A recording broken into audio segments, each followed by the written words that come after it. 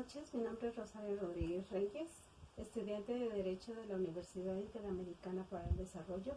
Actualmente curso el sexto cuatrimestre de la carrera y estoy en la materia de Derecho Internacional Público, en la cual les hablaremos acerca de los sujetos del Derecho Internacional Público. Se consideran sujetos del Derecho Internacional Público al Estado, organizaciones internacionales gubernamentales, en comunidades beligerantes, los movimientos nacionales de liberación, la Ciudad del Vaticano, la Soberanía Orden de Malta, aquellas entidades en las que concurren ciertas características, elementos y atributos, quien tiene la capacidad para ser titular de derechos y objeto de obligaciones. El Estado ha sido considerado sujeto de derecho internacional, clásico y del contemporáneo. Sus elementos son territorio, población y gobierno, que le dan la capacidad de entablar relaciones internacionales según la organización de estos elementos. Será el tipo de organización que adopte el Estado.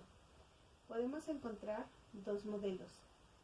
El primero, Estado unitario, donde los tres elementos se relacionan directamente. Los elementos se organizan en forma más compleja, como son confederación y federación. En la confederación, distintos estados deciden coordinar su actuación en un área determinada, por ejemplo, en la defensa de un país, y de esta manera celebran un trato internacional, estableciendo los intereses para cada parte. La federación está compuesta por divisiones que se autogobiernan. Los Estados miembros se vinculan por una norma de derecho internacional. La Constitución Federal, es decir, el sujeto de derecho internacional público, es el Estado federal. En el derecho internacional público encontramos a los mini-estados, que cuentan con extensiones de población mínimas que no afectan a su personalidad internacional, ya que cuentan con los tres elementos mencionados. De igual manera, están los estados asociados autónomos, que son aquellos que concuerdan con otro estado llevar sus relaciones exteriores o su defensa, pese a que uno de ellos se encuentra subordinado ante el otro, mantiene su personalidad internacional. El reconocimiento del Estado es un acto unilateral, ya sea en forma expresa o tácita.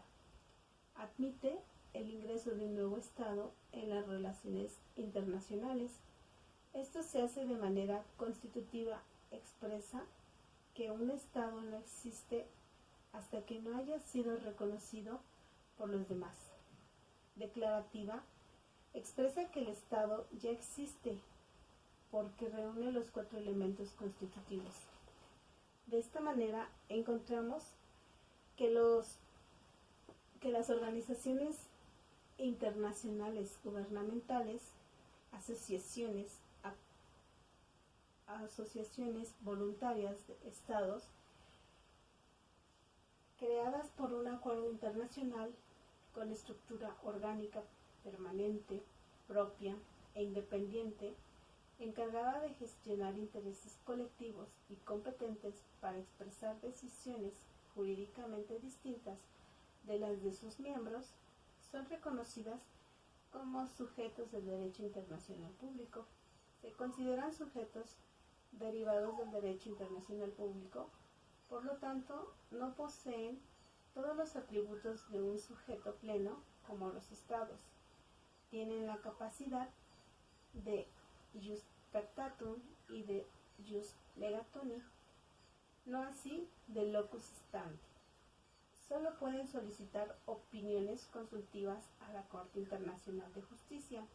Hay organizaciones de carácter universal como la ONU y regionales como la OEA. La ONU está encargada de mantener la paz y la seguridad internacional.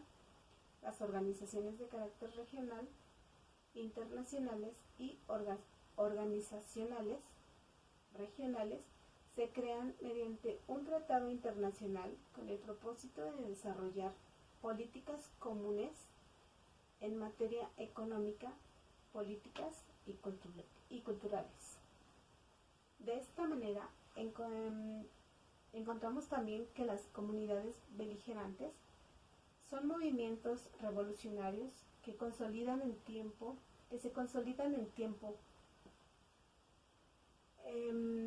control efectivo de una parte importante del territorio, conducirse de acuerdo a las normas del derecho internacional. En caso de conflictos armados, las comunidades beligerantes son consideradas sujetos de derecho internacional. Carácter transitorio, movimientos nacionales de liberación son movimientos que luchan contra la dominación colonial reconocidos por la ONU como sujetos de derecho internacional público y les otorgaron el estatus de observadores en la Asamblea General, otros órganos y comisiones. También de esta misma manera encontramos que la Ciudad del Vaticano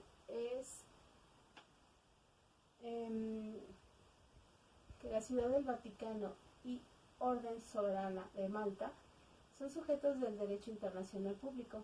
La primera, estamos frente a un Estado que reúne todos los elementos y al que debemos agregar su protagonismo en las relaciones internacionales.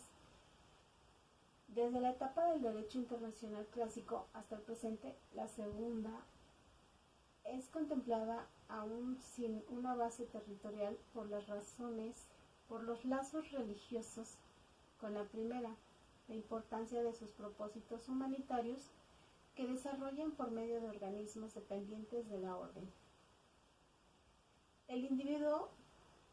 Todos los individuos gozan de derechos que la comunidad internacional debe respetar, al margen si existen tratados internacionales o no que obliguen a ello, es decir, son inherentes al ser humano, como el derecho a la vida, a no ser esclavizados, y estos derechos están contenidos en un conjunto de instrumentos jurídicos internacionales de carácter universal, la Declaración Universal de los Derechos Humanos. Es cuanto.